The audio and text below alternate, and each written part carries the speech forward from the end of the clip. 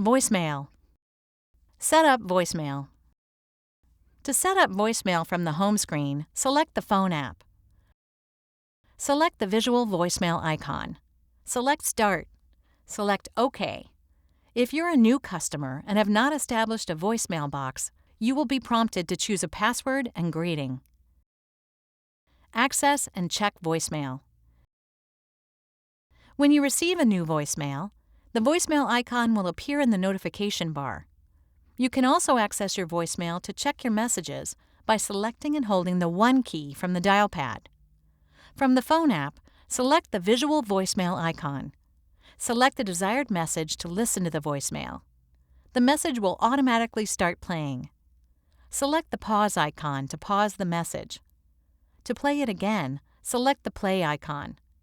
To delete the message, select the delete icon.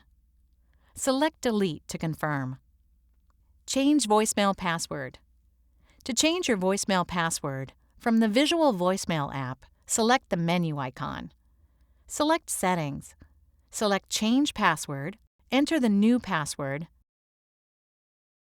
then select Continue. Enter the password again to confirm, then select OK. You can also access your voicemail to change your password by selecting and holding the 1 key from the dial pad and following the prompts. However, you must know your current voicemail password.